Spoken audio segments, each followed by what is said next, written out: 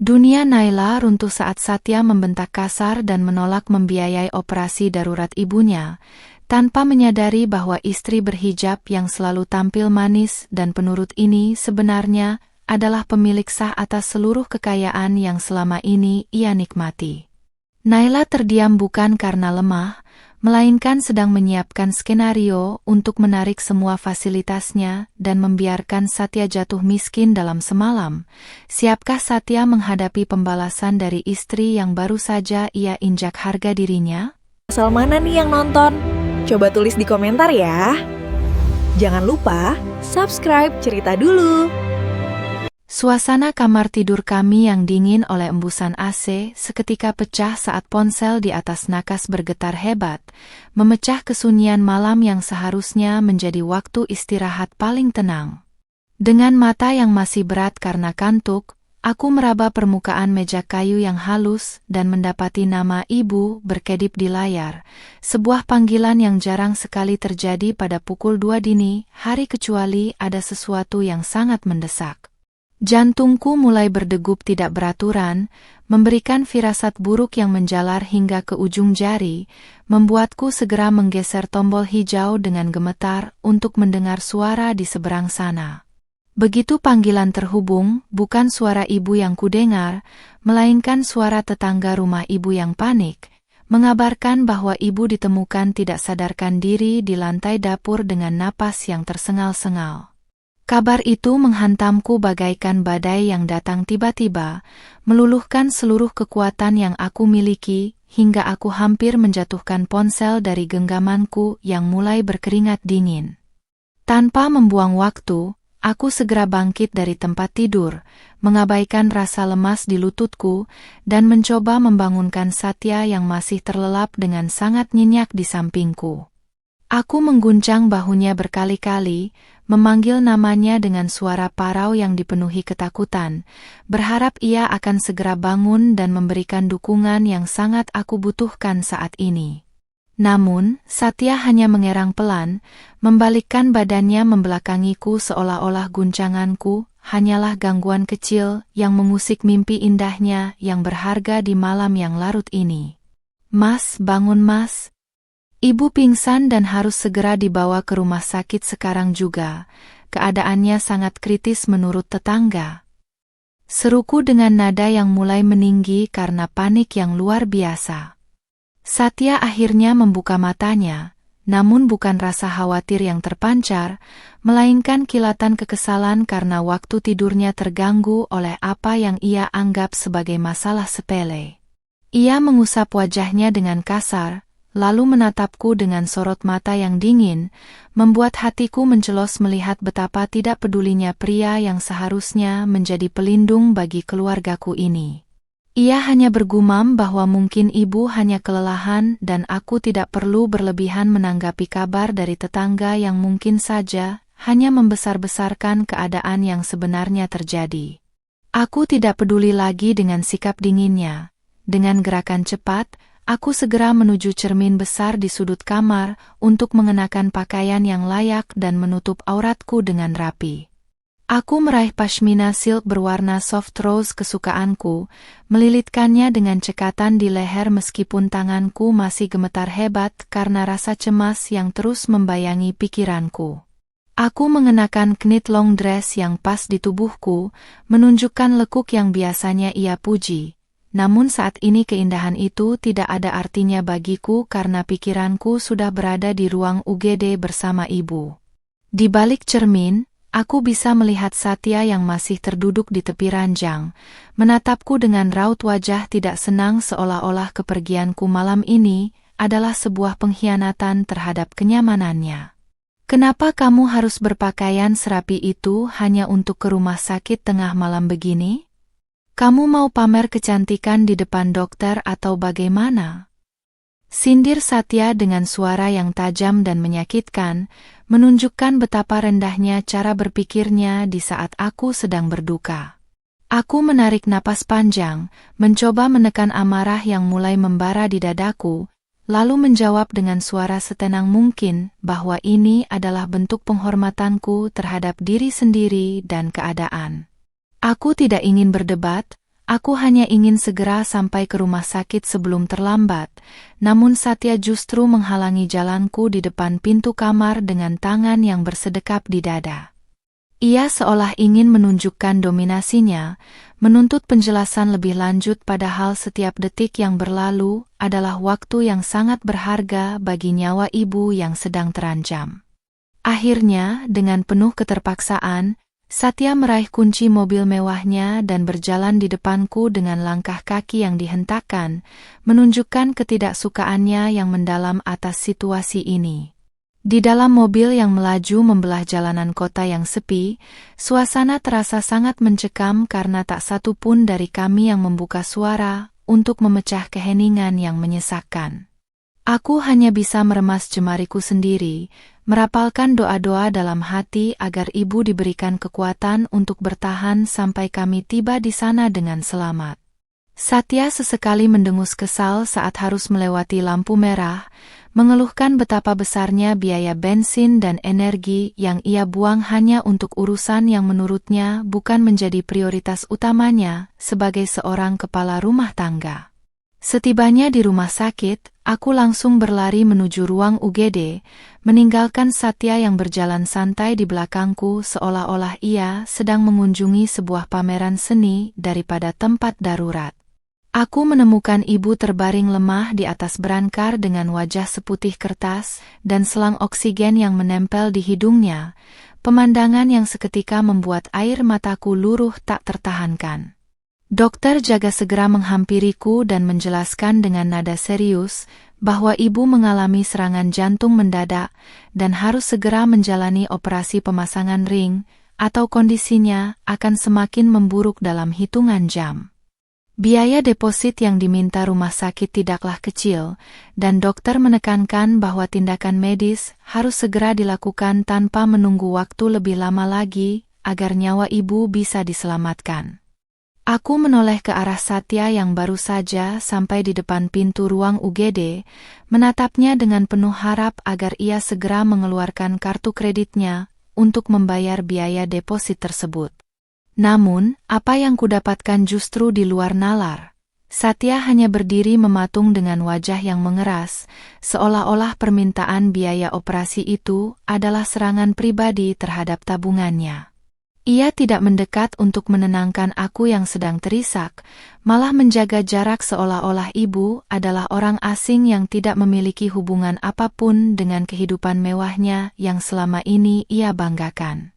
Keheningan yang ia ciptakan di antara hiruk-pikuk ruang medis itu terasa lebih menyakitkan daripada kabar penyakit ibu yang baru saja aku terima dari penjelasan dokter. "Mas, tolong, nyawa ibu di ujung tanduk.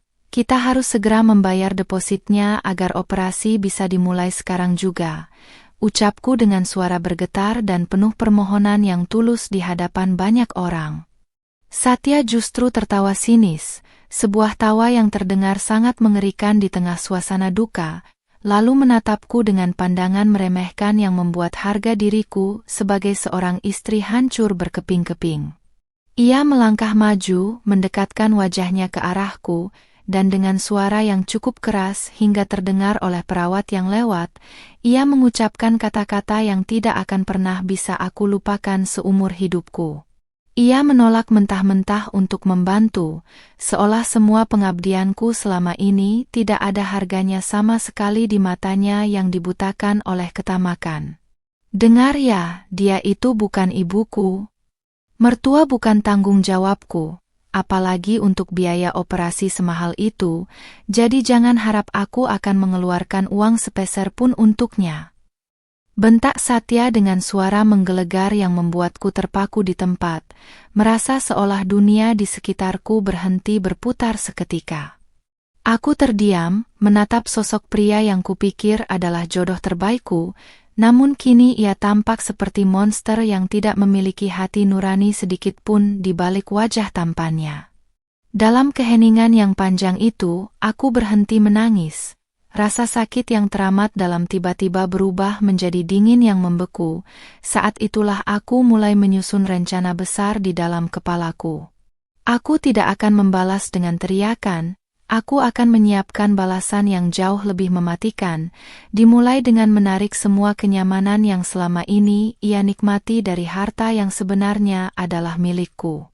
Kata-kata Satya yang menggelegar di lorong rumah sakit itu terus terngiang-ngiang di telingaku, menciptakan gema yang menyakitkan sekaligus membakar habis seluruh rasa hormat yang tersisa untuknya.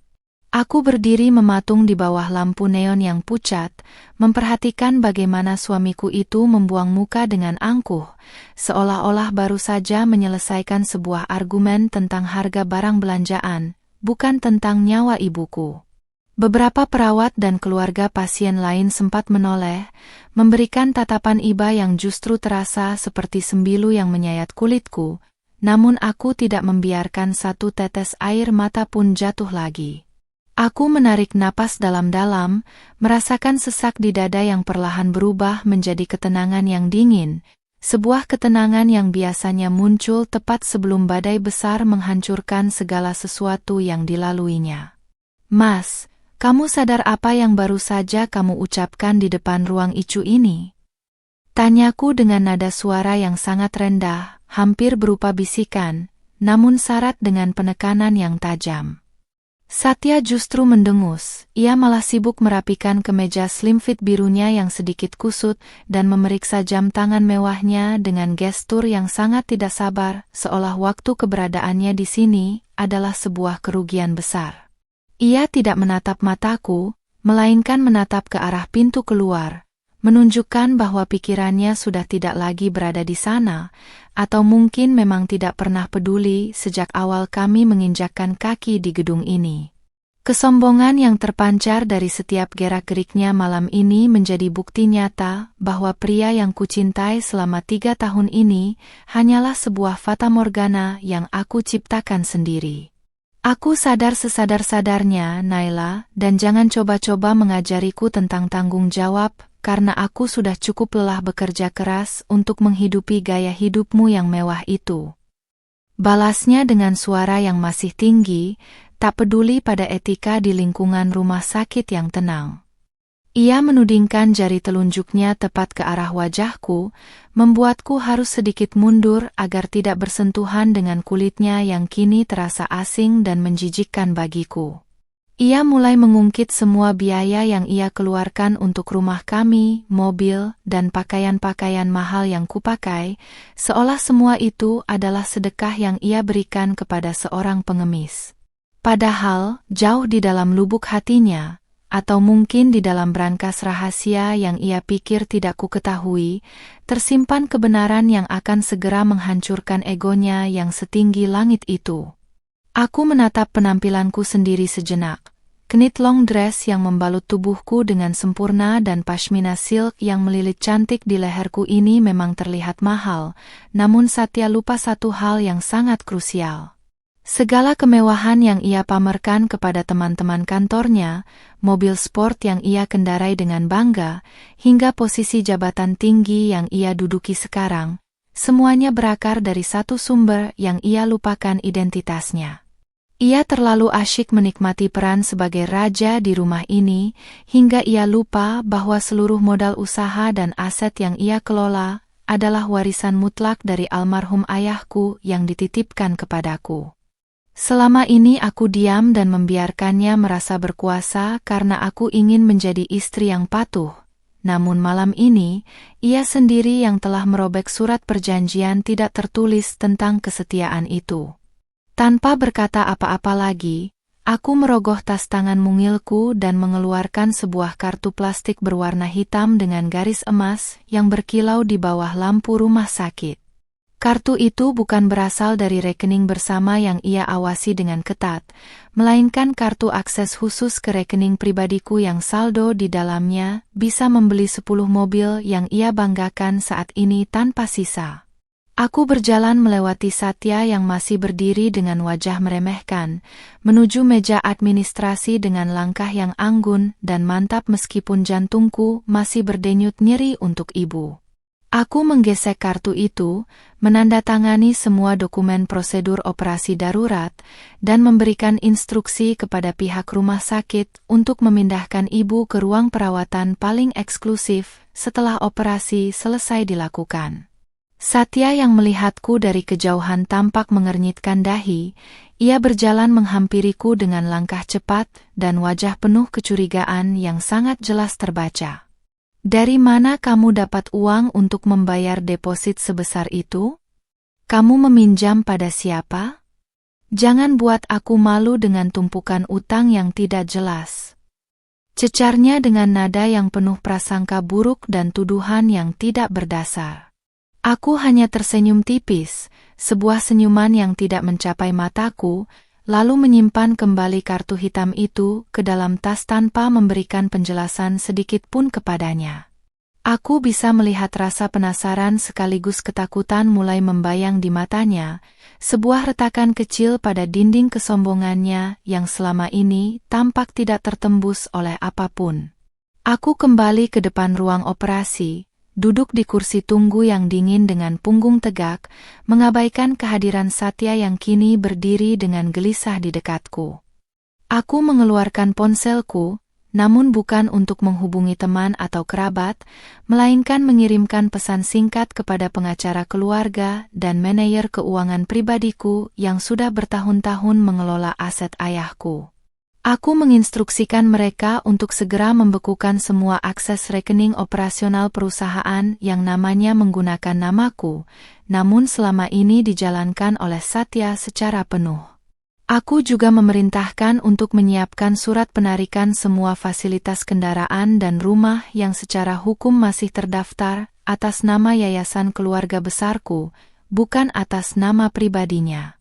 Satya yang tidak tahu apa yang sedang kukerjakan di ponsel, mulai mencoba mencairkan suasana karena mungkin ia merasa ada sesuatu yang berubah dari auraku yang biasanya lembut dan penurut. Ia duduk di sampingku, mencoba menyentuh bahuku dengan tangan yang tadi ia gunakan untuk menudingku, namun aku segera bergeser menjauh seolah sentuhannya adalah racun yang mematikan. Nay, sudahlah, jangan marah begitu. Aku tadi hanya terbawa emosi karena panik dengan biaya yang tiba-tiba. Kamu tahu kan cicilan kita banyak? Ucapnya dengan nada yang dipaksakan terdengar lembut, sebuah upaya manipulasi yang sangat basi dan sudah tidak mempan lagi di telingaku. Aku tetap diam, mataku terfokus pada lampu ruang operasi yang masih menyala merah, menandakan perjuangan ibu sedang berlangsung di dalam sana. Kebisuan dariku sepertinya mulai membuatnya frustrasi, karena baginya, aku yang diam adalah sebuah anomali yang tidak bisa ia kendalikan seperti biasanya. Ia mulai mengoceh tentang rencana liburan bulan depan dan bagaimana ia akan membelikanku tas baru jika aku mau memaafkan ucapannya tadi yang menurutnya hanya hilaf sesaat. Aku menoleh perlahan, menatap wajahnya yang tampak menyedihkan dengan segala kepura-puraannya, dan untuk pertama kalinya aku merasa kasihan. Bukan karena cinta, tapi karena ia tidak tahu bahwa ia sedang berbicara dengan orang yang baru saja mengakhiri masa depan mewahnya. Di dalam kepalaku, aku sudah membayangkan bagaimana wajahnya akan berubah pucat saat esok pagi ia mendapati semua kartu kreditnya tidak bisa digunakan dan mobilnya akan ditarik oleh petugas keamanan rumahku sendiri. Kamu tidak perlu khawatir soal biaya atau cicilan lagi, Mas, karena mulai detik ini, semua beban itu tidak akan menjadi urusanmu lagi. Ucapku akhirnya dengan nada yang sangat datar namun mengandung arti yang sangat dalam. Satya tampak bingung. Ia tertawa kecil seolah menganggap ucapanku hanyalah bualan seorang istri yang sedang merajuk karena sakit hati yang mendalam. Ia tidak sadar bahwa di balik hijab pashmina yang cantik ini dan pakaian yang membentuk lekuk tubuh yang selalu ia banggakan, tersimpan kekuatan besar yang siap melumatnya tanpa sisa. Operasi ibu masih berlangsung, dan pembalasanku pun baru saja dimulai. Aku akan memastikan Satya merasakan bagaimana rasanya menjadi orang asing di tempat yang selama ini ia anggap sebagai miliknya sendiri. Cahaya lampu ruang operasi masih menyala merah terang, Namun suasana di antara aku dan Satya sudah terasa lebih dingin daripada suhu ruangan rumah sakit yang menusuk tulang. Aku duduk dengan menyilangkan kaki, membiarkan kain long dress yang lembut jatuh menutupi lekuk tubuhku dengan elegan, sementara jemariku menari di atas layar ponsel untuk mematikan notifikasi perbankan yang biasanya masuk ke ponsel Satya. Aku tahu, selama ini dia merasa jemawa karena setiap transaksi besar yang dia lakukan seolah-olah berasal dari jerih payahnya sendiri, padahal itu semua adalah sistem autodebit dari rekening perusahaan yang asetnya adalah milikku. Dengan satu sentuhan nonaktifkan user di aplikasi manajer keuangan, aku baru saja memutus urat nadi kehidupan finansialnya yang penuh kepalsuan itu. Satya mulai terlihat tidak tenang. Dia bangkit berdiri dan berjalan mondar-mandir di depanku sambil sesekali mengintip ke arah ponselnya yang kini kehilangan sinyal transaksi yang biasanya dia banggakan. "Naila, kenapa kamu tidak menjawab pertanyaanku? Dari mana uang itu? Jangan bilang kamu diam-diam punya simpanan yang tidak kamu ceritakan padaku sebagai suamimu." Serunya dengan nada yang kembali meninggi, mencoba mengintimidasi, namun kini suaranya terdengar sedikit gemetar karena rasa tidak aman. Aku hanya menatapnya dengan tatapan kosong, menikmati setiap detik kebingungan yang merayap di wajah tampannya yang mulai tampak kusam karena kelelahan dan rasa panik yang tak bisa dia sembunyikan. Bagiku, dia bukan lagi suamiku, melainkan sebuah parasit yang sudah terlalu lama mengisap kehidupan dari inangnya, dan kini saatnya dia dilepaskan. "Simpanan? Mas, bukankah kamu sendiri yang selalu bilang kalau kamu adalah kepala rumah tangga yang hebat dan mampu menghidupi aku dengan mewah?" Tanyaku balik dengan nada sarkasme yang sangat halus hingga dia tidak sadar sedang dihina. Aku berdiri, merapikan sedikit kerutan di bajuku yang masih terlihat sempurna, dan berjalan mendekatinya hingga aroma parfum premiumku yang lembut memenuhi indera penciumannya. Aku bisa melihat jakunnya naik turun. Dia menelan ludah dengan susah payah saat menyadari bahwa aura penurut yang biasanya menyelimutiku telah menguap entah kemana, digantikan oleh martabat seorang wanita yang baru saja sadar akan nilai dirinya yang sebenarnya. Dia mencoba meraih tanganku, mungkin untuk meminta maaf lagi atau sekadar mencari pegangan, namun aku segera menyembunyikan tanganku di balik saku dresku dengan jijik. Tak lama kemudian, ponsel Satya bergetar hebat. Sebuah panggilan masuk yang aku tahu pasti berasal dari pihak asuransi atau pihak bank yang baru saja memproses pembatalan akses dariku.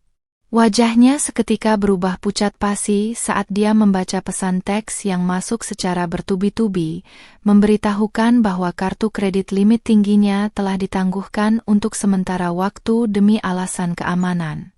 Dia menatap layar ponselnya seolah tidak percaya, lalu menatapku dengan mata yang membelalak lebar, penuh dengan pertanyaan yang mulai terjawab satu persatu di dalam kepalanya yang licik itu. "Apa yang kamu lakukan, Naila? Kenapa semua kartuku mati? Kamu menyabotaseku di saat seperti ini?" Teriaknya tanpa memedulikan tatapan perawat yang mulai mendekat untuk memperingatkan agar dia menjaga ketenangan. Aku tidak menjawab dengan kata-kata kasar, melainkan hanya dengan sebuah senyuman kecil yang sangat manis namun terasa sangat berbisa bagi siapapun yang melihatnya. Aku berjalan menuju jendela besar yang menghadap ke area parkir rumah sakit, melihat mobil SUV hitam mewah yang dia kendarai tadi, yang sebentar lagi akan dijemput oleh petugas penarik aset karena kontrak pinjamannya dibatalkan sepihak. "Aku tidak melakukan apa-apa, Mas. Aku hanya mengembalikan segala sesuatunya ke tempat asalnya, tempat di mana seharusnya kamu berdiri tanpa bantuan dari harta mertua yang kamu hina tadi," ucapku dengan suara yang jernih dan tenang. Kata-katanya tentang bukan ibuku, tadi benar-benar telah menjadi bumerang yang sekarang berbalik arah untuk memenggal semua kehormatannya sebagai seorang lelaki yang sombong. Satya mulai panik luar biasa. Dia mencoba menelepon temannya, asistennya, bahkan banknya, namun aku sudah memastikan semua akses komunikasinya dengan pihak keuangan keluarga besarku diputus total malam ini juga. Dia terduduk lemas di kursi tunggu, menutupi wajahnya dengan kedua tangan, sementara aku tetap berdiri dengan anggun memperhatikan penderitaan awalnya yang baru saja dimulai ini. Rasa sakit hati karena melihat ibu terbaring lemah di dalam sana, seolah memberiku kekuatan tambahan untuk tidak memberikan ampunan sedikit pun kepada pria yang tidak tahu balas budi ini. Aku ingat bagaimana dulu dia memohon-mohon pada ayahku untuk mendapatkan modal usaha, menjanjikan kesetiaan yang kini terbukti hanya omong kosong belaka demi mendapatkan kemewahan instan. Naila, tolong, jangan seperti ini, kita bicarakan baik-baik di rumah, oke? Aku minta maaf soal ibu, aku cuma panik, sungguh. Dia mulai merengek, mencoba mendekatiku dengan gaya memelas yang biasanya selalu berhasil meluluhkan hatiku yang dulu sangat naif. Aku hanya membuang muka, menatap pantulan diriku di kaca jendela. Seorang wanita muda berusia 25 tahun, cantik, berdaya, dan tidak akan pernah lagi membiarkan dirinya diinjak-injak oleh ego laki-laki yang tidak berguna. Aku baru sadar bahwa kecantikanku dan kepatuhanku selama ini adalah anugerah yang salah alamat, dan sekarang saatnya aku menggunakan kecantikan itu sebagai senjata untuk menghancurkan musuhku dari dalam. Setiap lekuk tubuhku yang dia banggakan sebagai pajangan di depan rekan bisnisnya, kini akan menjadi pengingat abadi tentang apa yang telah dia hilangkan karena mulut kasarnya. Pintu ruang operasi akhirnya terbuka, dokter keluar dengan wajah yang tampak lelah namun tersenyum tipis, memberikan kabar bahwa operasi ibu berjalan sukses meskipun masa kritisnya belum sepenuhnya terlewati. Aku menghembuskan napas lega yang luar biasa, air mata syukur hampir jatuh namun aku segera menahannya agar tetap terlihat kuat di depan Satya yang kini ikut berdiri di belakangku. Dia mencoba ikut campur bicara dengan dokter, ingin menunjukkan perannya sebagai menantu yang peduli, namun aku segera memotong kalimatnya dengan tegas dan meminta dokter hanya berbicara denganku saja. Aku menegaskan bahwa semua keputusan medis dan administrasi berada di bawah kendaliku sepenuhnya, membuat Satya terpaksa mundur dengan wajah yang merah padam karena malu ditolak di depan tenaga medis. Satya mencoba menarik lenganku dengan paksa saat dokter sudah pergi. Dia tampak sangat frustrasi karena merasa diabaikan dan kehilangan kendali atas situasi yang biasanya dia kuasai dengan mudah. Cukup main-mainnya, Naila. Berikan kartu hitam itu padaku sekarang. Aku harus membayar tagihan asuransi mobil besok pagi. Bentaknya lagi, kali ini dengan nada yang penuh ancaman fisik yang tersirat. Aku melepaskan cengkeramannya dengan gerakan yang cepat dan dingin, lalu menatapnya dengan pandangan yang membuat dia terdiam seketika karena ketajaman mataku yang belum pernah dia lihat sebelumnya. Mobil itu bukan urusanku lagi, Mas, dan besok pagi, kamu akan sadar bahwa bukan cuma mobil itu yang hilang, tapi juga seluruh hidupmu yang palsu ini, bisikku tepat di telinganya. Aku berjalan meninggalkan Satya yang mematung sendirian di depan ruang operasi, menuju ke arah ruang administrasi untuk menyelesaikan semua biaya tambahan dengan tenang. Di dalam hatiku, aku sudah tidak merasakan lagi cinta atau rasa kasihan, hanya ada keinginan kuat untuk melihat bagaimana dia akan bertahan tanpa sepeser pun uang dariku. Malam ini menjadi saksi bisu bahwa topeng suami sempurna itu telah lepas sepenuhnya, memperlihatkan wajah aslinya yang buruk rupa dan penuh ketamakan. Aku akan menemani ibu di ruang perawatan, sementara Satya bisa menikmati sisa malamnya dengan merenungi kata-katanya sendiri di parkiran rumah sakit yang sepi. Pembalasan ini belum berakhir, karena besok pagi adalah awal dari kehancuran total yang sudah kusiapkan dengan sangat rapi dan manis. Pukul 5 pagi, suasana rumah sakit mulai berdenyut dengan aktivitas pergantian shift perawat. Namun bagiku, waktu seolah berhenti saat aku melihat ibu dipindahkan ke ruang VVIP dengan pengawasan ketat. Aku memastikan semua fasilitas terbaik telah tersedia, mulai dari tempat tidur elektrik hingga sofa empuk bagi penunggu, semuanya dibayar lunas melalui kartu hitamku yang tak terbatas. Satya mencoba membuntutiku masuk ke ruangan mewah itu, matanya yang merah karena kurang tidur tampak liar memperhatikan interior ruangan yang biayanya mungkin setara dengan gajinya selama 3 bulan. Aku berdiri di samping tempat tidur ibu, membelakangi Satya, sambil terus mengusap tangan ibu yang masih dingin, membiarkan keheningan yang menyesakkan menyelimuti kami berdua di dalam ruangan yang luas itu. Nay, ruangannya terlalu berlebihan, bukankah kelas 1 saja sudah cukup? Kamu tahu kan asuransiku tidak menanggung biaya VVIP seperti ini. Satya akhirnya memecah keheningan dengan suara yang terdengar gemetar, mencoba kembali ke mode pengatur keuangan yang biasanya dia kuasai. Aku hanya menoleh sedikit, memberikan tatapan yang sangat datar, seolah-olah dia hanyalah lalat yang berisik di tengah upacara yang sakral.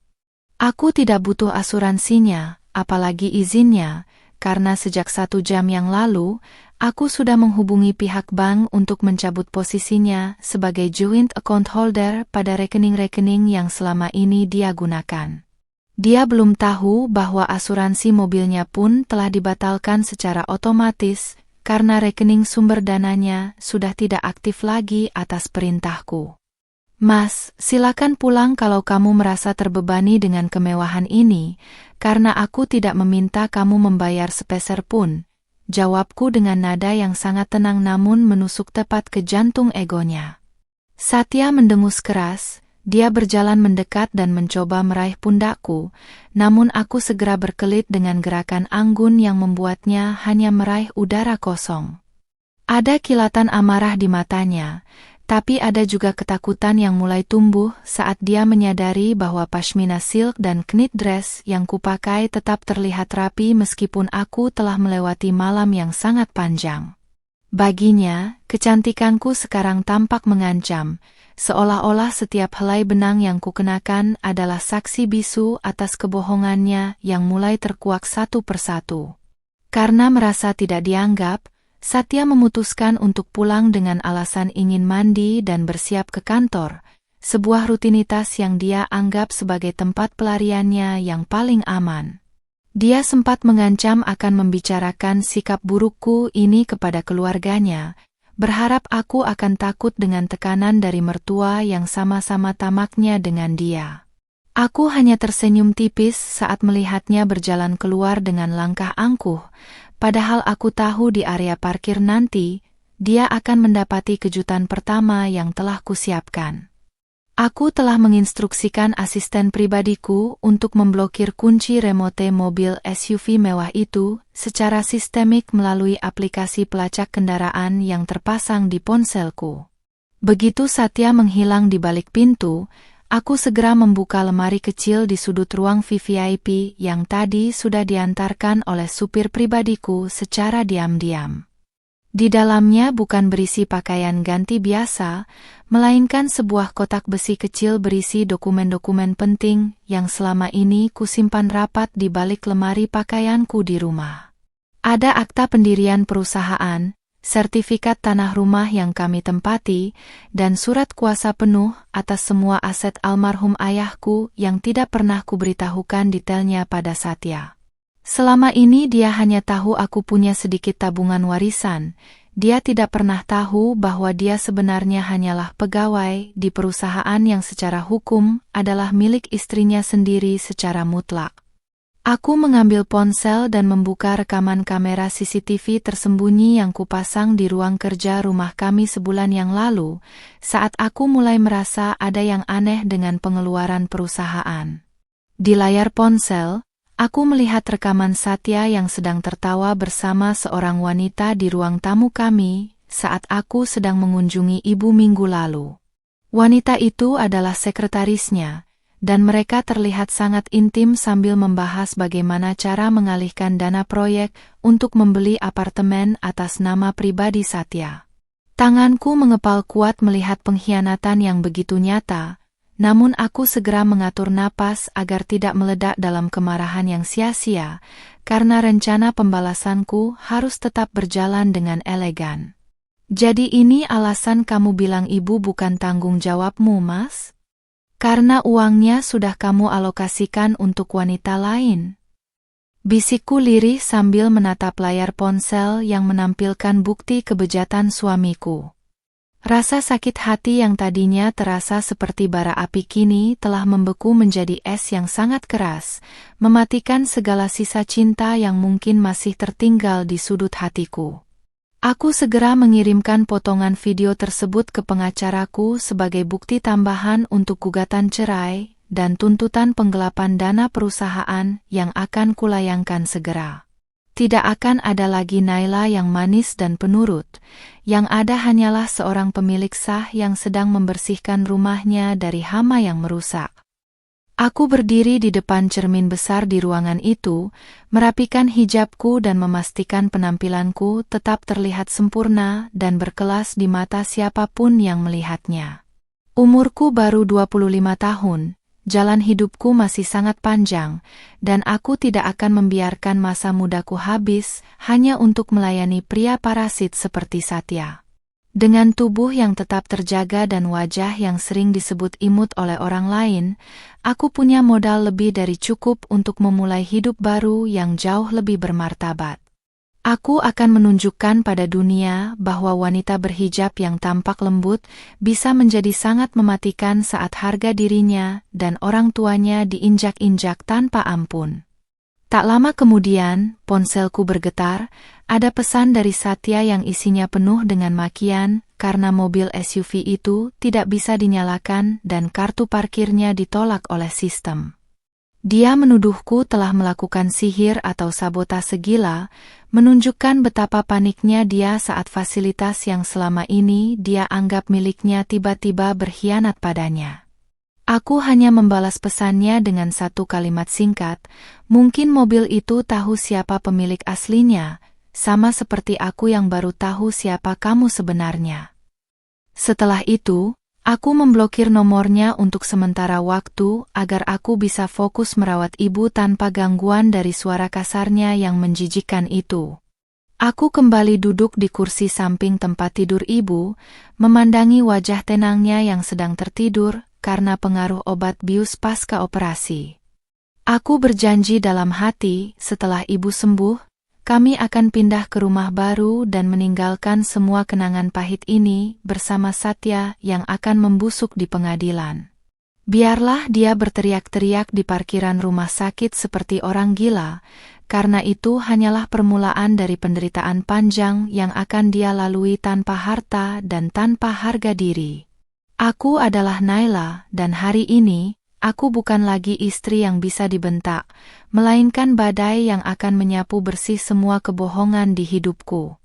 Matahari mulai meninggi, menembus tirai tipis ruang VVIP dan menyinari wajah ibu yang perlahan mulai menampakkan rona kehidupan, memberikan setitik kelegaan di tengah badai yang sedang kubangun.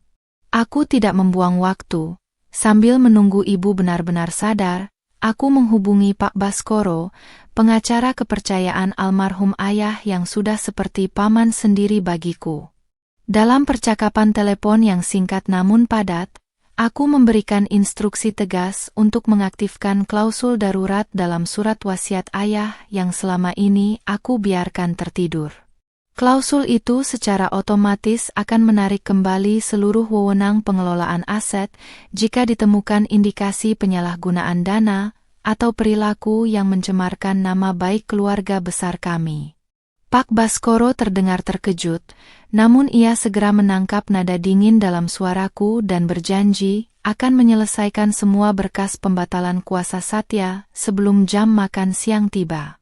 Sekitar pukul 10 pagi, pintu ruangan diketuk dengan kasar, dan tanpa menunggu izinku, Satya masuk dengan wajah yang merah padam dan napas yang memburu seperti banteng yang terluka. Pakaiannya yang tadi rapi kini tampak berantakan, kemeja slim fitnya basah oleh keringat, dan dia tidak lagi terlihat seperti eksekutif muda yang sombong yang membentakku semalam.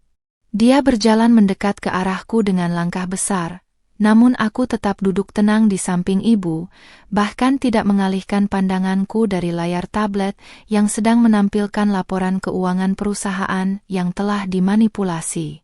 Dia berteriak menuntut penjelasan mengapa semua akses perbankannya diblokir total dan mengapa petugas keamanan rumah kami melarangnya masuk untuk mengambil mobil cadangan. Satya tampak kehilangan akal sehatnya, tidak menyadari bahwa setiap teriakan yang keluar dari mulutnya hanya akan memperberat catatan perilakunya di mata hukum nanti. Naila, apa maksudnya ini? Aku tidak bisa menarik uang bahkan untuk sekadar naik taksi ke sini, dan orang-orang di rumah memperlakukanku seperti pencuri. Teriaknya sambil menggebrak meja kecil di samping sofa. Aku perlahan meletakkan tablet itu, berdiri dengan sangat tenang, dan merapikan long dress rajutku yang tetap membalut tubuhku dengan anggun tanpa celah. Aku menatapnya tepat di manik matanya, memberikan sorot mata yang begitu tajam hingga dia terdiam secara tiba-tiba, seolah-olah suaranya tersangkut di tenggorokan melihat keberanianku yang baru. Aku berjalan mendekat, aroma parfumku yang mahal kini beradu dengan bau keringat kemarahannya, menciptakan kontras yang nyata antara si pemilik kuasa dan si parasit yang sedang sekarat.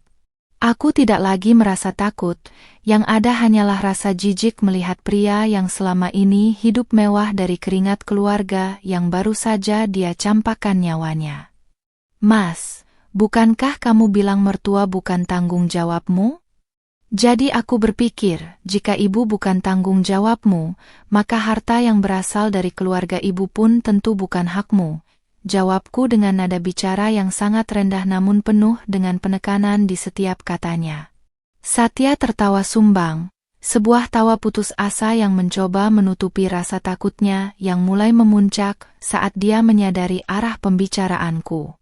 Dia mencoba berargumen bahwa perusahaan itu berkembang karena kerja kerasnya, namun aku segera memotongnya dengan menyodorkan layar tablet yang menampilkan bukti transfer gelap ke rekening sekretarisnya. Wajahnya seketika berubah pucat, lebih pucat dari wajah ibu yang sedang sakit, saat melihat data transaksi yang dia pikir telah dia hapus dengan sangat bersih dari sistem kantor. Kamu memata-mataiku? Naila, kamu sudah gila. Itu hanya urusan bisnis, jangan dicampur adukan dengan masalah pribadi. Dia mencoba membela diri dengan kebohongan yang sangat dangkal dan tidak masuk akal. Aku hanya menggelengkan kepala pelan, merasa heran bagaimana aku bisa mencintai pria dengan logika seburuk ini selama bertahun-tahun lamanya. Aku memberitahunya bahwa aku bukan hanya memata-matainya, tapi aku adalah pemegang saham mayoritas tunggal yang berhak memecatnya kapan saja tanpa perlu alasan yang berbelit-belit. Saat itulah Satya menyadari bahwa posisi direktur utama yang dia banggakan di kartu namanya hanyalah sebuah jabatan formalitas yang aku berikan sebagai hadiah pernikahan yang kini resmi kutarik kembali.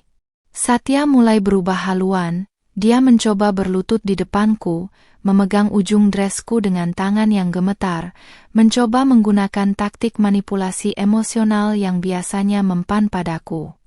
Dia memohon maaf, membawa-bawa nama Tuhan dan janji pernikahan kami, mengatakan bahwa dia melakukan semua itu karena merasa tertekan dengan ekspektasi tinggi keluarga besarku. Aku melihat pemandangan itu dengan rasa hambar, seolah sedang menonton sebuah drama picisan yang aktor utamanya bermain sangat buruk dan tidak menjiwai peran. Aku melepaskan tangannya dari kain bajuku dengan gerakan yang tegas, tidak ingin serat kain mahalku tercemar oleh sentuhan orang yang telah mengkhianati kepercayaan yang paling suci. Sudah terlambat untuk berakting, Mas. Surat pemecatanmu dan gugatan cerai kita sedang diproses oleh Pak Baskoro saat kita bicara sekarang ini, ucapku tanpa ada keraguan sedikit pun dalam suaraku.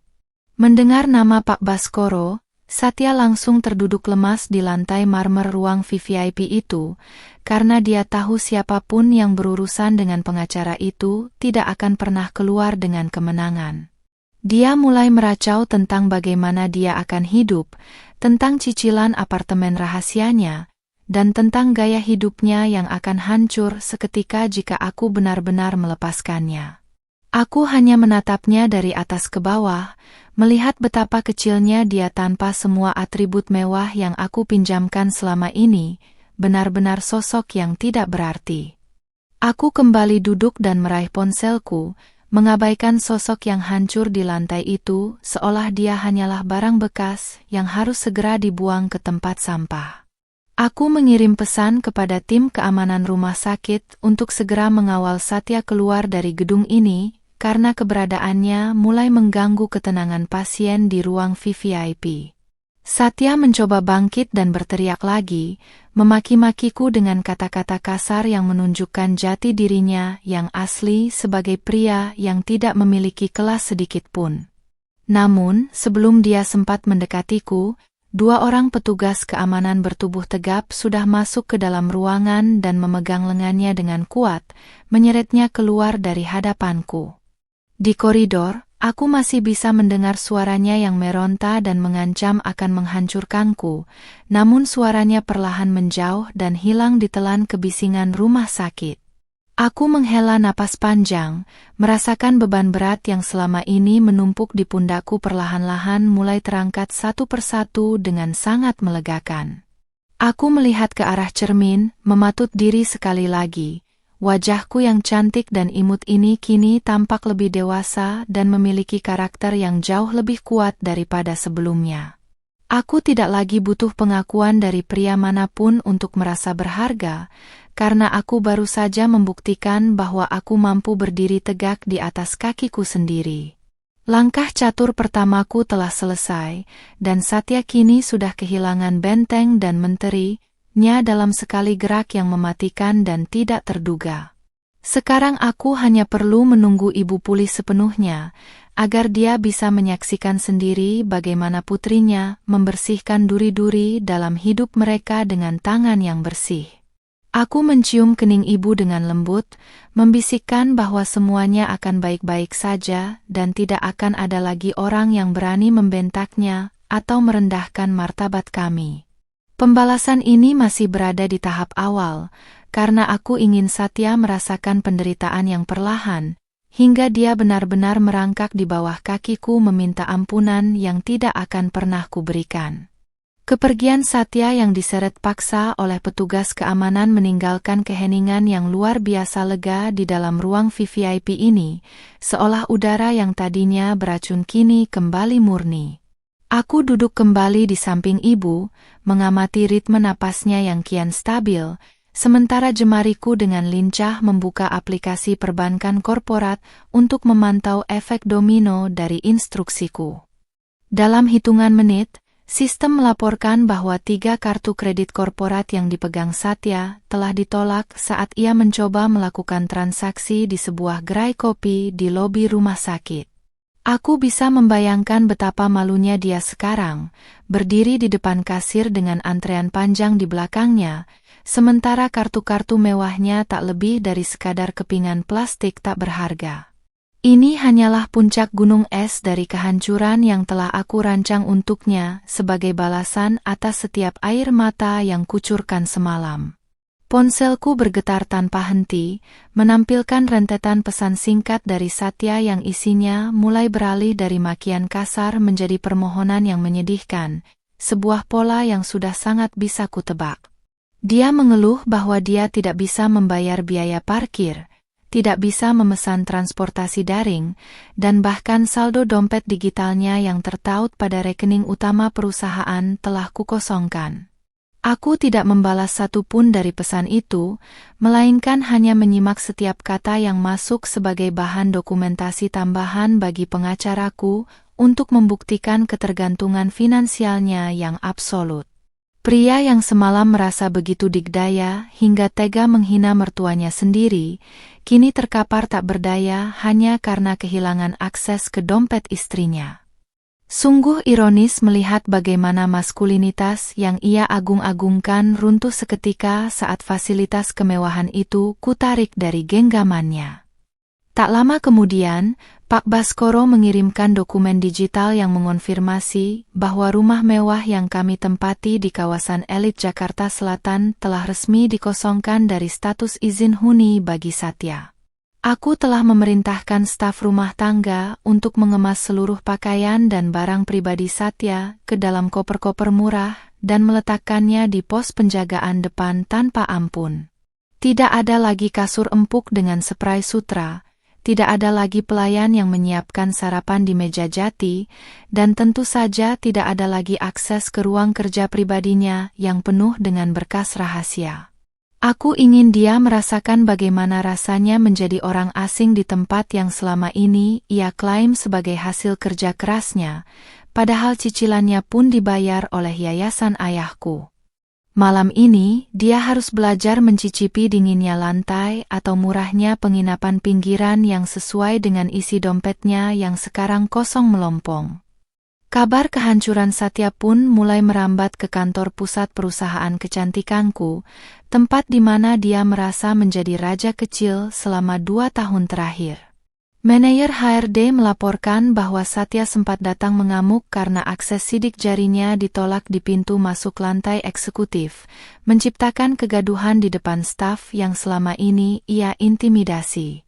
Aku memberikan perintah tegas melalui panggilan video agar tim keamanan kantor segera mengusirnya dan mengeluarkan pengumuman resmi bahwa dia telah dinonaktifkan dari segala jabatan efektif segera. Melihat wajah bingung para staf melalui layar pemantau kantor membuatku sadar bahwa selama ini aku telah membiarkan parasit ini merusak budaya kerja yang dibangun ayah dengan susah payah. Kini, pemilik sah telah kembali, dan aku akan memastikan setiap sudut perusahaan dibersihkan dari pengaruh buruk pria yang tidak tahu diri itu. Saat aku sedang memeriksa laporan, seorang perawat masuk untuk mengganti cairan infus ibu, dan ia memberikan tatapan kagum padaku yang tetap terlihat segar dan berwibawa meski baru melewati malam yang panjang. Aku merapikan sedikit kerudung pashminaku yang masih tetap sempurna, menunjukkan citra wanita yang tetap terjaga integritasnya meski dunia di sekitarnya sedang dilanda gempa dahsyat. Kecantikanku yang sering ia rendahkan sebagai pajangan kini menjadi simbol otoritas yang tak terbantahkan, memancarkan aura pemimpin yang siap mengambil alih kemudi sepenuhnya. Aku merasa lebih hidup daripada sebelumnya, seolah-olah beban sebagai istri penurut telah luruh dan digantikan oleh jubah kekuasaan yang memang sejak awal adalah milikku. Setiap lekuk tubuhku yang ia anggap miliknya, kini menjadi benteng perlindungan bagi martabatku sendiri dan nyawa ibu yang sedang kupulihkan. Kejutan untuk Satya belum berakhir. Aku menghubungi pihak asuransi kesehatan yang selama ini menanggung biaya perawatan ibunya, ibu kandung Satya, yang juga rutin berobat menggunakan fasilitas kantorku.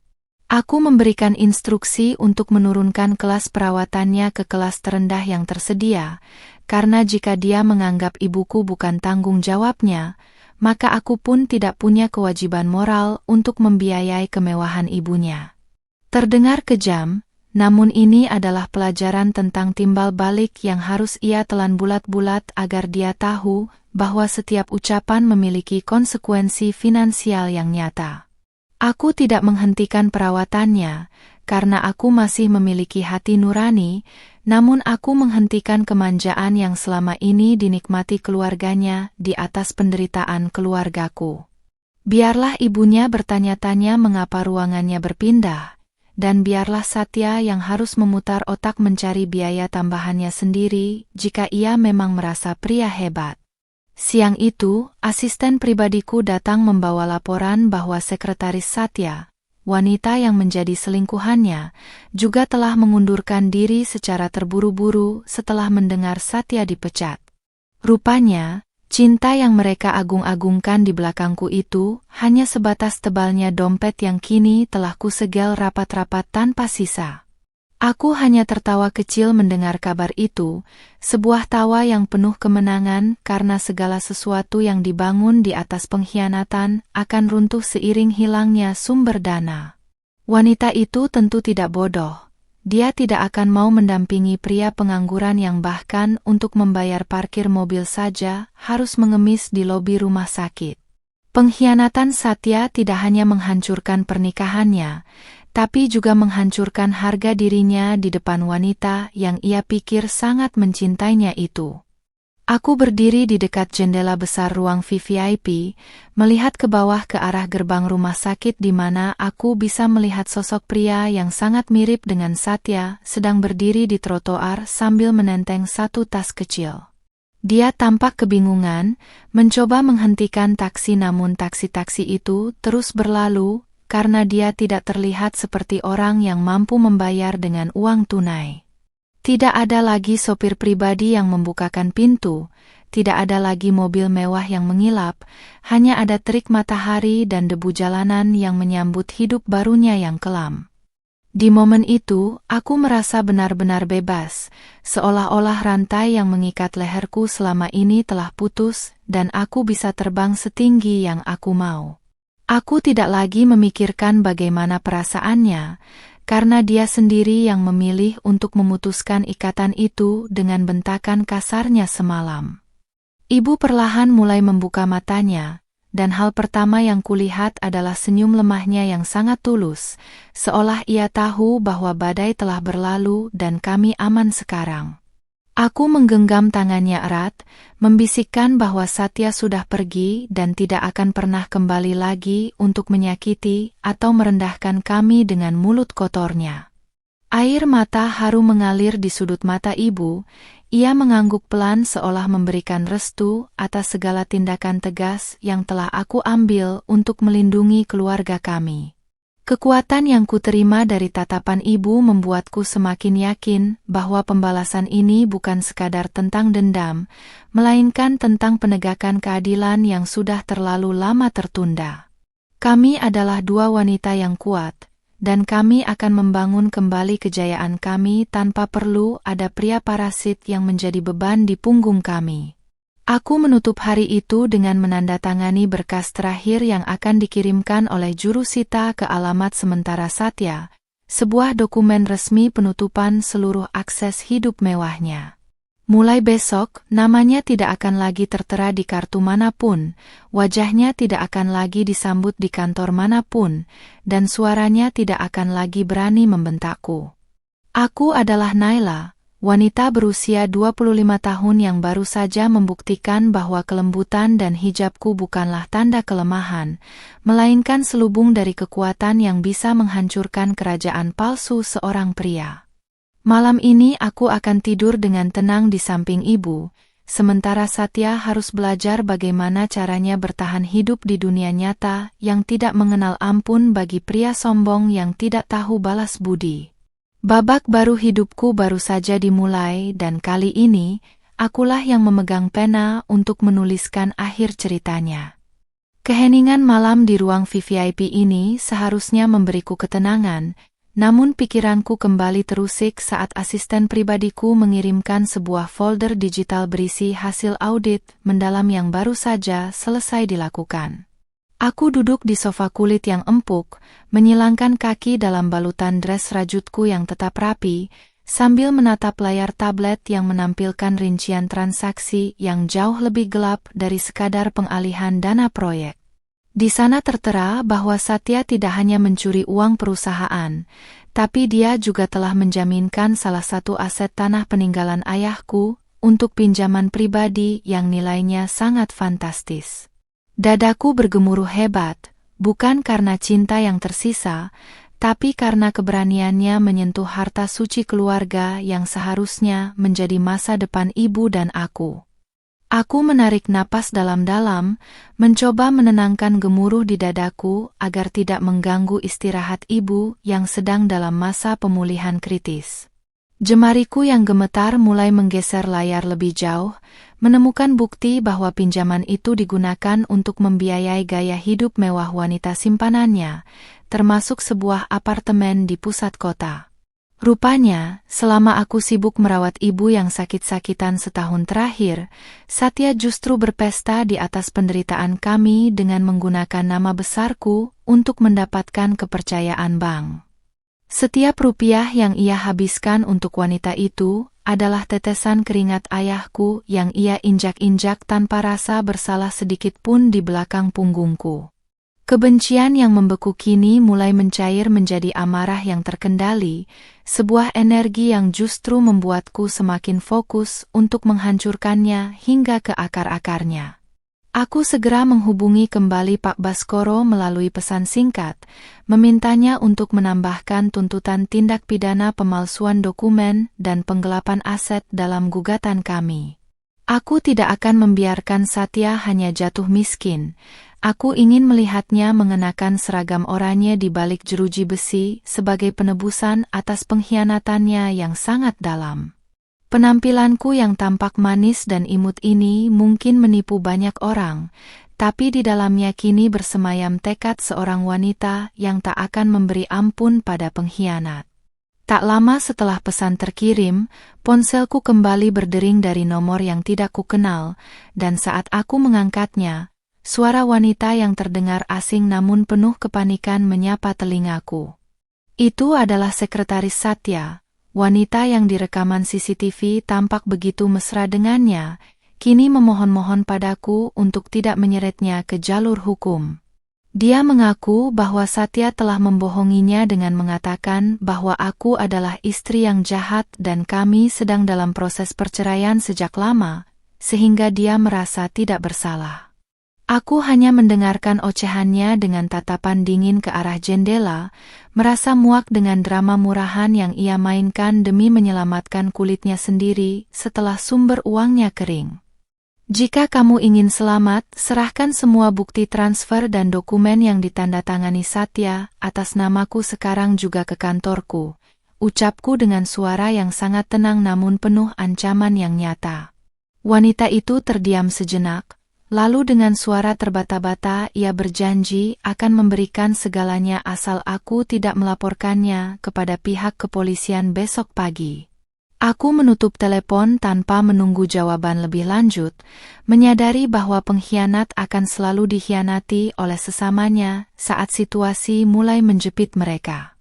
Kini aku memiliki saksi kunci yang akan mempercepat proses kejatuhan Satya ke jurang yang paling dalam tanpa perlu aku mengotori tanganku lebih jauh. Aku menoleh ke arah cermin, merapikan hijab pashminaku yang sedikit bergeser karena gerakanku yang tegang sedari tadi, dan melihat pantulan seorang wanita yang sudah sangat berbeda. Umur 25 tahun biasanya digunakan untuk bersenang-senang, tapi aku dipaksa oleh keadaan untuk menjadi panglima perang di rumah tanggaku sendiri. Namun, aku tidak menyesal. Justru aku merasa bangga melihat bagaimana tubuhku yang sering disebut body goals oleh Satya kini menjadi simbol kekuatan yang tak bisa ia jamah lagi. Kecantikan ini bukan lagi untuk menyenangkannya, melainkan untuk merayakan kemenanganku atas segala tipu dayanya yang busuk dan menjijikkan. Tengah malam berlalu, dan tiba-tiba ada pesan masuk lagi dari Satya. Kali ini dikirim dari nomor temannya yang isinya sangat memuakkan sekaligus lucu. Dia mencoba mengancam akan membocorkan foto-foto pribadiku jika aku tidak segera mengembalikan akses rekeningnya dan mencabut semua tuntutan hukum yang aku layangkan. Aku tertawa kecil. Tawa yang penuh penghinaan, karena dia lupa bahwa aku memiliki tim IT yang jauh lebih hebat daripada teman-teman pergaulannya yang tak berguna itu. Aku segera memerintahkan tim keamanan Sibetku untuk melacak lokasi ponsel yang mengirim pesan tersebut dan melakukan penghapusan data secara jarak jauh jika ditemukan konten ilegal. Kamu benar-benar sudah kehilangan akal, Satya. Gumamku sambil memblokir nomor itu tanpa sisa sedikit pun rasa kasihan di hati yang sudah membeku ini. Ancaman receh seperti itu hanya membuktikan betapa terdesaknya dia sekarang, terjepit di antara utang bank yang menumpuk dan gaya hidup mewah yang tiba-tiba lenyap di telan bumi. Dia tidak sadar bahwa setiap langkahnya kini berada dalam pengawasanku, dan setiap ancaman yang ia lontarkan hanya akan menambah daftar panjang kejahatannya di pengadilan nanti. Aku akan memastikan dunia tahu bahwa pria yang tampak sempurna di media sosial ini adalah seorang kriminal dan pembohong ulung. Ibu mendadak terbangun dan memanggil namaku dengan suara yang sangat lirih, membuatku segera meletakkan tablet dan menghampiri tempat tidurnya dengan penuh kasih sayang. Aku menggenggam tangannya yang mulai hangat, menciumnya berkali-kali sambil membisikkan kata-kata penguatan bahwa keadilan sedang ditegakkan untuk keluarga kami. Ibu tersenyum tipis, matanya mengisyaratkan bahwa ia bangga padaku karena tidak menjadi wanita lemah yang hanya bisa menangis saat disakiti. Di saat-saat seperti ini, aku merasa bahwa semua perjuanganku bukan hanya untuk diriku sendiri, tapi untuk menjaga sisa-sisa martabat ibu yang nyaris dihancurkan oleh mulut kasar Satya semalam. Babak pengkhianatan ini telah terungkap sepenuhnya, memperlihatkan betapa rapuhnya fondasi hubungan yang dibangun di atas kebohongan dan ketamakan harta benda. Besok pagi, matahari akan terbit membawa kabar kehancuran total bagi Satya saat tim audit dan polisi mendatangi tempat persembunyiannya yang tidak seberapa itu. Aku berdiri tegak, menghirup udara malam yang kini terasa lebih ringan, siap menyongsong hari esok sebagai wanita yang benar-benar berdaulat atas hidupnya. Satya telah memilih lawannya yang salah, dan sekarang dia harus bersiap menghadapi balasan dari istri yang selama ini dia anggap hanya sebagai pajangan cantik tanpa pikiran. Pagi hari di rumah sakit seharusnya membawa ketenangan, namun ketenangan itu pecah saat pintu ruang VVIP digedor dengan kasar oleh sosok yang sangat kukenali suaranya. Ibu mertuaku, Bu Lastri, merangsek masuk dengan wajah yang merah padam, diikuti oleh kakak iparku yang selama ini juga hidup menumpang dari fasilitas kantorku. Tanpa memedulikan kondisi ibu yang baru saja melewati masa kritis, Bu Lastri langsung menudingkan jarinya tepat ke arah wajahku, memakiku dengan kata-kata kasar karena telah menelantarkan putranya di jalanan. Ia berteriak bahwa aku adalah istri durhaka yang tega memutus rezeki suaminya sendiri, padahal ia sendiri tahu benar bahwa semua kemewahan yang ia nikmati selama ini berasal dari kantong pribadiku. Aku tetap duduk tenang di kursi samping tempat tidur ibu, tidak bergeming sedikit pun meski makian demi makian menghujani martabatku di depan para perawat yang mulai berdatangan karena kegaduhan itu. Aku merapikan knit dress merah marun yang kupakai hari ini, menunjukkan ketenangan yang justru membuat mertuaku semakin meledak dalam kemarahan yang tak terkendali. Aku menatapnya dengan pandangan dingin, sebuah sorot mata yang membuat suaranya perlahan mengecil, karena ia mulai menyadari bahwa Naila yang ada di depannya bukan lagi menantu penurut yang bisa ia injak-injak. Wajahku yang imut dan cantik kini memancarkan otoritas yang begitu kuat, membuat keberadaannya di ruangan mewah ini terasa sangat kecil dan tidak berarti. Naila, kembalikan semua fasilitas Satya sekarang juga. Kamu tidak tahu malu ya, memperlakukan suamimu seperti pengemis? Teriak Bu Lastri sambil mencoba meraih lenganku, namun aku segera berdiri dan menjaga jarak dengan sangat anggun. Aku menarik napas panjang, lalu tersenyum tipis, sebuah senyuman yang penuh dengan penghinaan halus, dan memintanya untuk mengecilkan suara jika tidak ingin diseret keluar oleh pihak keamanan. Aku mengingatkannya bahwa ruangan ini adalah milikku, dibayar dengan uangku, dan kehadirannya di sini sama sekali tidak diinginkan apalagi setelah ucapan kasar putranya semalam.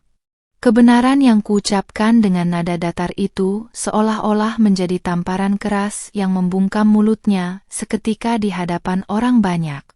Kakak iparku mencoba membela ibunya, mengungkit soal harta bersama yang menurut logikanya yang dangkal harus dibagi rata jika kami memang ingin berpisah secara baik-baik.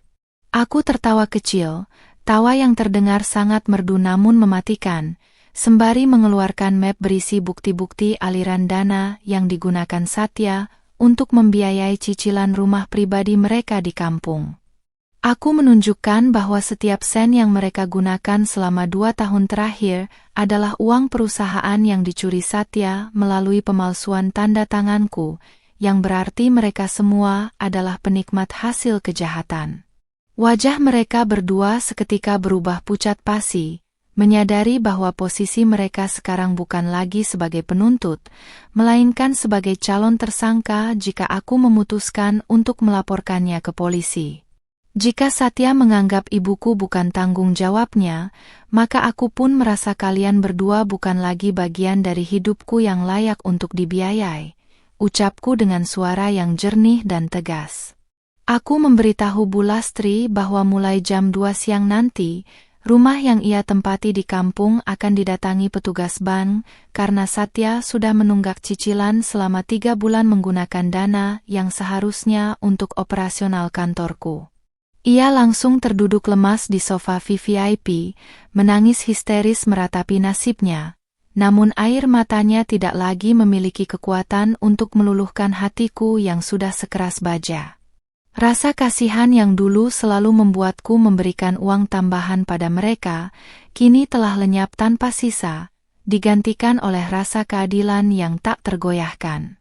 Aku berjalan menuju pintu dan membukanya lebar-lebar, memberikan isyarat kepada 2 petugas keamanan yang sudah bersiaga di luar sejak kegaduhan dimulai untuk segera membawa mereka keluar. Bu Lastri sempat mencoba memohon, merendahkan dirinya hingga berlutut di hadapanku, menjanjikan bahwa ia akan memarahi Satya jika aku mau mengembalikan kartu kredit putranya. Namun, aku hanya menatapnya dengan rasa jijik, menyadari bahwa permohonan ini bukan karena ia menyesali perbuatan anaknya, melainkan karena ia takut kehilangan gaya hidup mewahnya. Aku tidak akan pernah lagi menjadi mesin ATM bagi keluarga yang bahkan tidak sudi mendoakan kesembuhan ibuku saat nyawanya di ujung tanduk. Setelah mereka dibawa pergi, suasana ruangan kembali hening, namun aku tahu bahwa ini adalah kemenangan moral yang sangat penting bagiku untuk membersihkan sisa-sisa pengaruh keluarga Satya.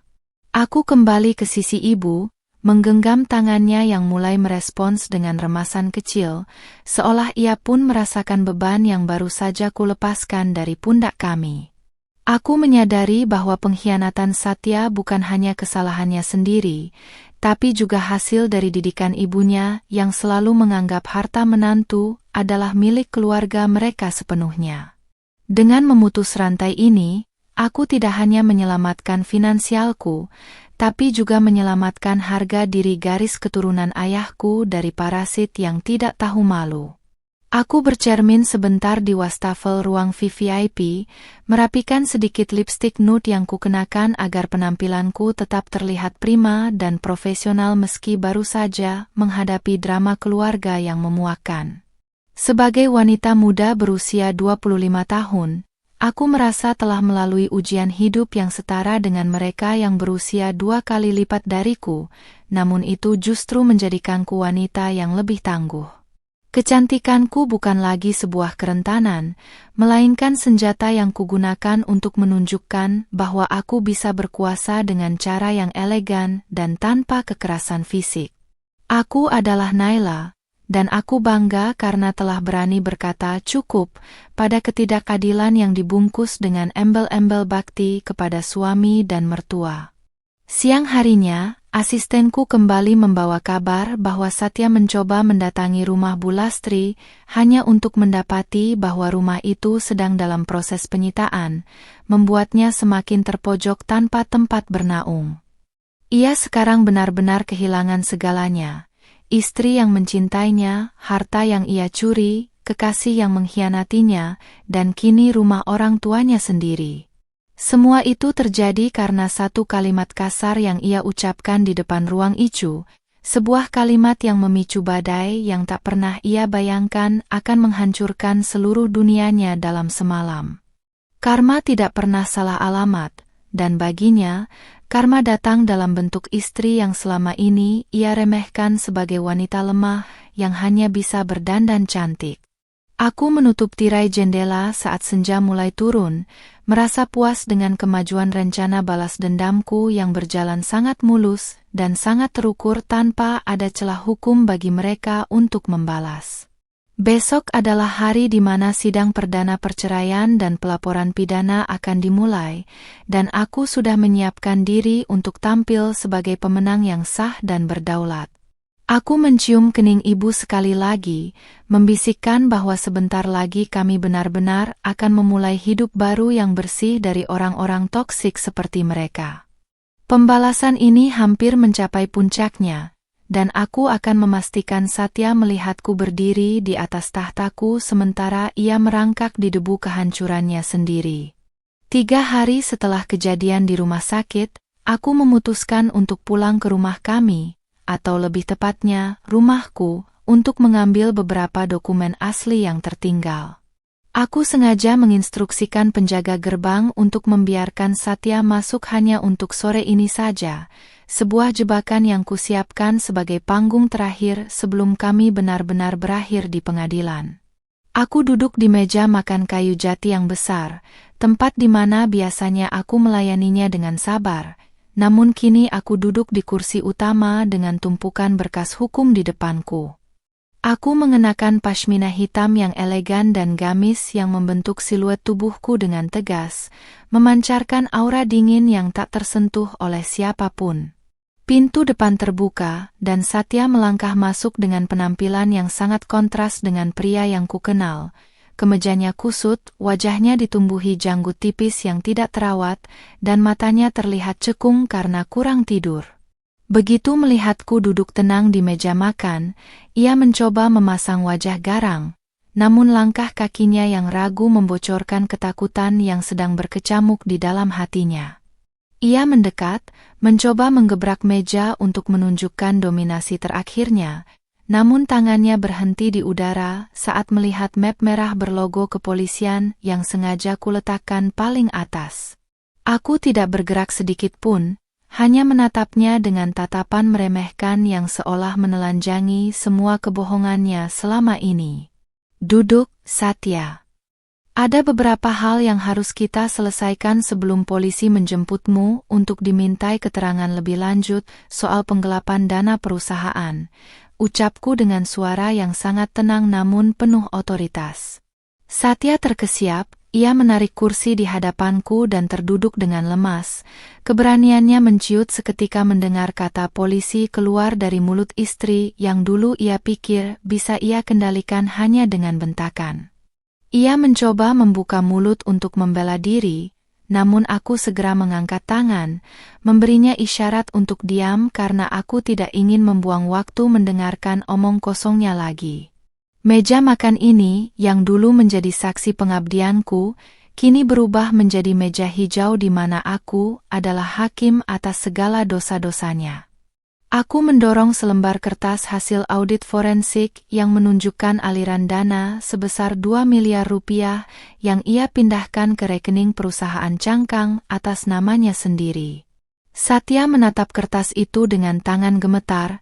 Keringat dingin mulai membasahi dahinya saat ia menyadari bahwa aku sudah tahu segalanya, termasuk detail apartemen yang ia beli untuk sekretarisnya.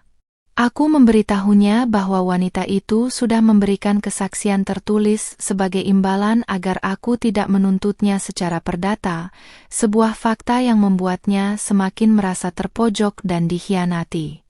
Rasa sakit yang dulu ia berikan padaku saat membentak soal nyawa ibuku, kini ku kembalikan dalam bentuk kenyataan pahit yang menghancurkan masa depannya. Kenapa kamu melakukan ini, Nay? Kita bisa bicara, aku bisa mengembalikan uangnya, tolong jangan hancurkan karierku. Ia mulai merengek, suaranya terdengar sangat memuakkan di telingaku yang sudah tertutup dari segala manipulasinya.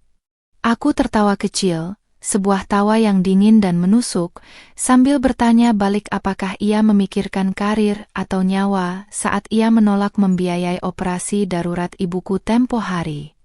Ia terdiam, tidak mampu menjawab, karena ia tahu bahwa alasannya menolak saat itu bukan karena tidak ada uang, melainkan karena ia ingin menyimpan uang hasil curiannya untuk kesenangan pribadinya sendiri. Keheningan di meja makan itu terasa sangat berat, dipenuhi oleh penyesalan yang terlambat dan amarah yang sudah mencapai titik didih paling stabil. Aku mengeluarkan dokumen kedua, yaitu surat gugatan cerai yang sudah kutandatangani, yang berisi tuntutan pengembalian seluruh aset yang ia gunakan secara ilegal selama pernikahan kami. Aku menegaskan bahwa aku tidak menginginkan 1 rupiah pun dari harta miliknya, karena ia memang tidak punya apa-apa sejak awal pernikahan kami kecuali harga diri yang ia jual demi kemewahan. Satya mencoba menarik napas panjang, ia menatap rumah mewah yang mengelilingi kami, baru menyadari bahwa dalam hitungan jam, ia akan kehilangan akses ke semua keindahan ini selamanya. Air mata mulai mengalir di pipinya, namun aku tidak merasa iba sedikit pun, karena air mata itu adalah air mata untuk kehilangan hartanya, bukan untuk kehilangan diriku atau rasa bersalah pada ibuku. Mulai besok, namamu akan dihapus dari seluruh struktur organisasi, dan berita mengenai pemberhentianmu secara tidak hormat akan dirilis ke publik melalui media internal industri, tambahku dengan nada datar. Aku ingin memastikan bahwa tidak ada satupun perusahaan di negeri ini yang akan mau menerima pria dengan rekam jejak pengkhianat dan pencuri aset istri sendiri seperti dia. Pembalasanku bukan hanya tentang uang, tapi tentang memastikan bahwa ia tidak akan pernah lagi memiliki platform untuk menyakiti wanita lain dengan cara yang sama. Aku melihatnya hancur berkeping-keping di depanku, dan anehnya, aku merasa sangat damai, seolah-olah seluruh beban yang selama ini menghimpit dadaku telah menguap ke udara. Satya mencoba bangkit dan berlutut di samping kursiku, memegang tanganku dengan erat sambil memohon kesempatan kedua untuk memperbaiki segalanya dari nol. Aku menarik tanganku dengan kasar, berdiri dari kursi, dan merapikan gamisku dengan gerakan yang sangat tegas untuk menunjukkan bahwa tidak ada ruang lagi untuk negosiasi atau pengampunan. Aku menatap wajahnya yang kini terlihat sangat menyedihkan di mataku, tidak ada lagi jejak ketampanan yang dulu membuatku jatuh hati, yang tersisa hanyalah bayangan pria pengecut yang hanya berani membentak saat merasa berkuasa. Aku memberitahunya bahwa kesempatan kedua sudah mati saat ia mengucapkan kalimat "bukan ibuku" di rumah sakit malam itu. Sekarang silakan pergi. Petugas keamanan akan mengawalmu keluar dan memastikan kamu tidak membawa satupun barang yang bukan milikmu dari rumah ini, perintahku sambil menunjuk ke arah pintu depan. Satya berdiri dengan bahu yang merosot, ia berjalan keluar tanpa kata-kata lagi, seolah energinya telah habis terserap oleh kenyataan bahwa hidup mewahnya telah berakhir di meja makan ini. Aku memperhatikannya dari balik jendela besar, saat ia berjalan menjauh menuju gerbang, membawa tas ransel berisi pakaian lamanya yang sempat kusisihkan. Tidak ada lagi mobil sport, tidak ada lagi status sosial, hanya seorang pria yang kini harus menghadapi kerasnya dunia dengan tangan kosong dan beban dosa di punggungnya. Setelah ia benar-benar menghilang dari pandangan, aku terduduk kembali di kursi meja makan, menghela napas panjang untuk melepaskan sisa-sisa ketegangan yang masih tersisa di tubuhku. Aku merasa sangat bangga pada diriku sendiri, wanita berusia 25 tahun yang berhasil merebut kembali kendali hidupnya dari tangan seorang manipulator ulung. Meja makan ini sekarang terasa lebih luas dan terang, siap untuk menjadi tempat bagi kenangan-kenangan baru yang jauh lebih bahagia bersama ibu setelah ia sembuh nanti. Sidang terakhir ini telah usai, dan aku keluar sebagai pemenang tunggal yang akan memulai babak baru hidupku dengan kepala tegak dan hati yang benar-benar merdeka. Sebulan telah berlalu sejak badai besar itu meluluhlantakkan pernikahan palsuku, dan kini aku berdiri di balkon kamar rumah sakit saat ibu bersiap-siap untuk pulang ke rumah. Cahaya matahari pagi menyinari wajahku, memantulkan binar kebahagiaan yang selama ini sempat redup di bawah bayang-bayang ketakutan akan kehilangan. Penampilanku hari ini sangat segar. Aku mengenakan setelan tunik modern berwarna putih bersih yang menonjolkan bentuk tubuhku yang tetap terjaga, dipadukan dengan hijab silk senada yang tampak sangat elegan.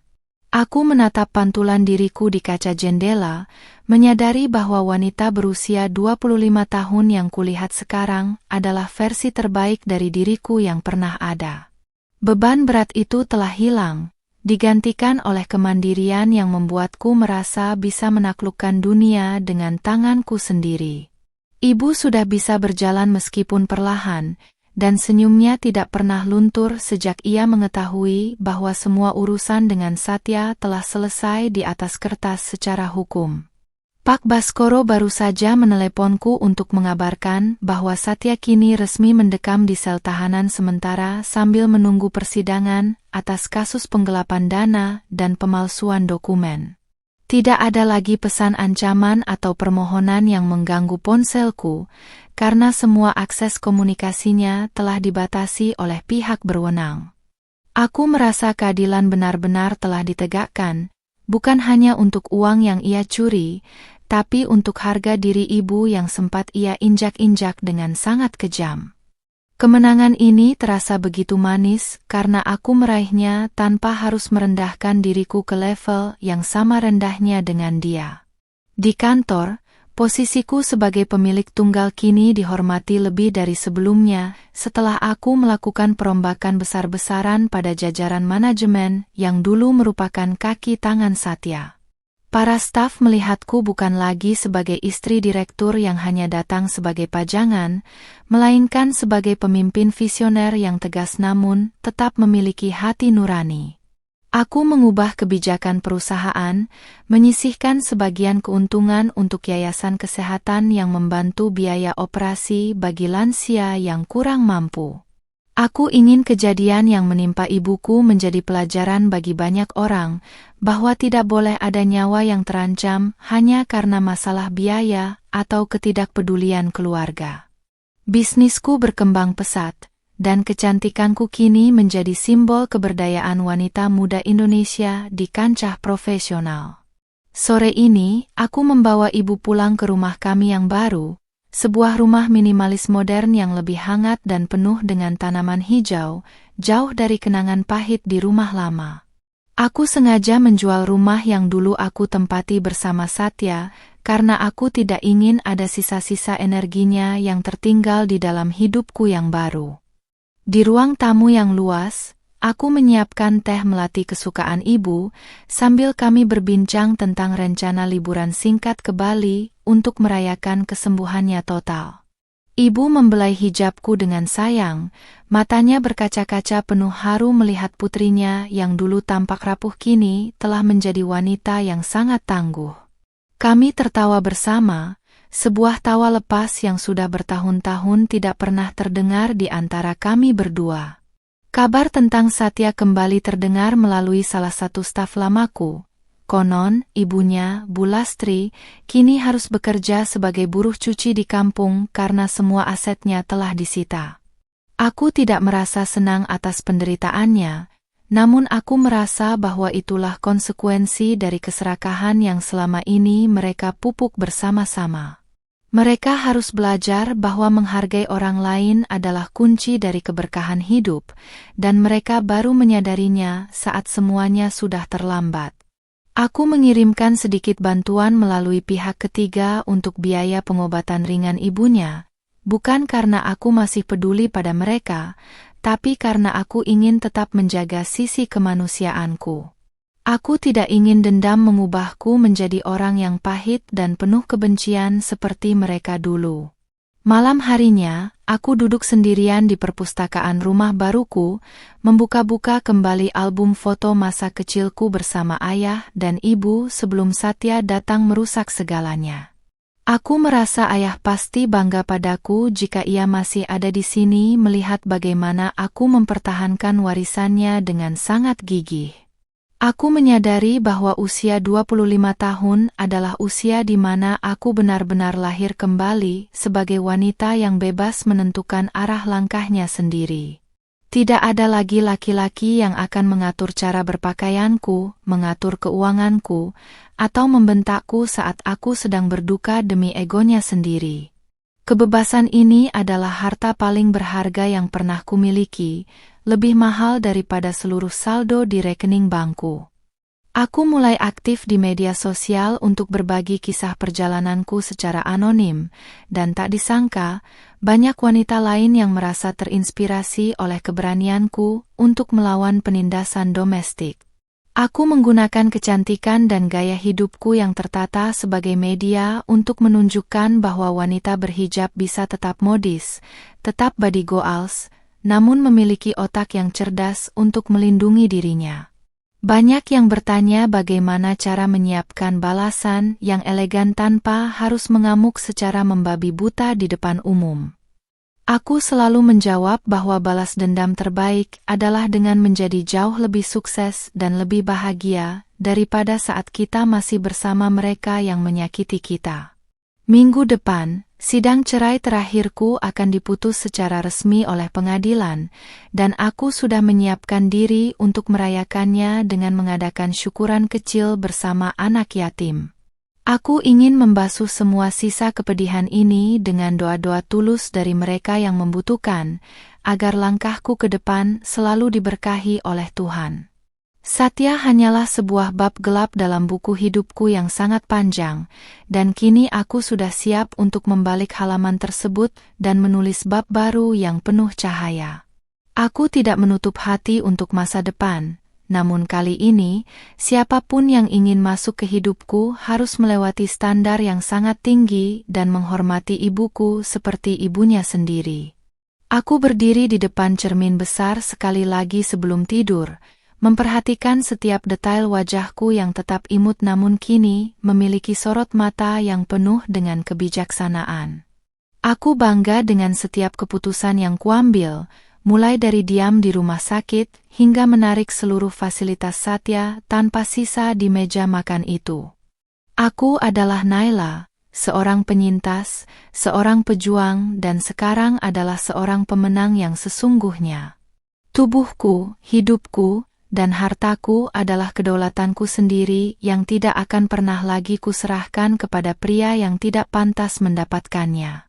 Malam ini, aku tidur dengan senyuman, mengetahui bahwa hari esok akan selalu menjadi milikku sepenuhnya.